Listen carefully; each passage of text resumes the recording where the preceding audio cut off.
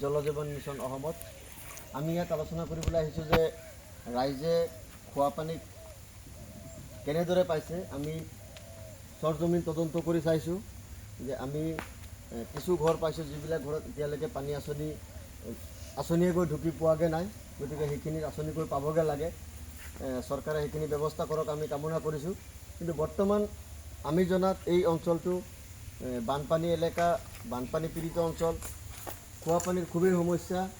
আমি খোৱা পানীৰ এই সমস্যা দূৰ কৰি চৰকাৰ জল জীৱন মিছন নামেৰে যিটো আঁচনি ৰূপায়ণ কৰিছে, আপোনাৰ ইয়াত আমি আহি উপস্থিত হৈছোঁ। আপোনাক এইটো জনাব বিচাৰিছোঁ আমি যে এই পানী যোগান আঁচনিয়ে গাঁৱৰ ৰাইজৰ কেনেদৰে উন্নতি সাধন কৰিছে, আপুনি কি ভাবে? আপুনি ইয়াত ৰাইজৰ কাৰণে কি কৰি আছে? আপুনি কি কৰি আছে ৰাইজক কি সুবিধা দিব পাৰিছে? যদি কিবা অসুবিধা হৈছে, যদি ভাগি গৈছে, ক'ৰবাত পাইপ ছিগি গৈছে, যদি পাইপ ছিগি গৈছে তেতিয়া পাইপবিলাক কেনেকৈ মেৰামতি কৰিছে, কোনে কৰিছে, বা আগৰ যিটো পানী আছিলে উপযুক্ত পানী নাছিলে, বিশুদ্ধ পানী নাছিলে মানুহে খাবৰ কাৰণে, আজিতো আমি দেখি আছোঁ প্ৰায় ঘৰে ঘৰে বিশুদ্ধ খোৱা পানীৰ ব্যৱস্থা চৰকাৰে কৰিছে।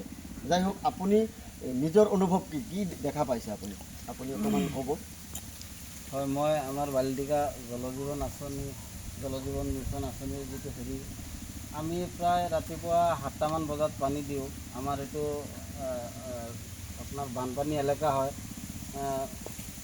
মোৰ মতে ৰাইজৰ বহুত উপকাৰ হৈছে। মই নিজেও পানীটো ইউজ কৰি আছোঁ, বিশুদ্ধ খোৱা পানী আমি পাই আছোঁ। পানীত কোনো নাই, অসুবিধা নাই, পানী আমি খাই আছোঁ। আৰু বিশেষকৈ আপোনাৰ যিটো মানে পাইপ ছিঙিলে বা ক'ৰবাত বেয়া হ'লে তেনেকুৱা কণ্ডিশ্যনটো আগত ঠিকাদাৰৰ পিৰিয়ড যিমানখিনি আছিলে ঠিকাদাৰে ঠিক কৰিছে, আৰু নৰ্মেলি যিখিনি হয় সেইখিনি আমি ঠিক কৰোঁ। আৰু যদি বেছি ডাঙৰকৈ হৈ যায় আমি অফিচত বা পঞ্চায়তত কিবা কমপ্লেইন দিব লাগে, সিহঁতে আপোনাৰ পঞ্চায়তৰ যোগে বা অফিচৰ যোগে আমাক সহায় কৰি দিয়ে, হেল্প কৰি দিয়ে।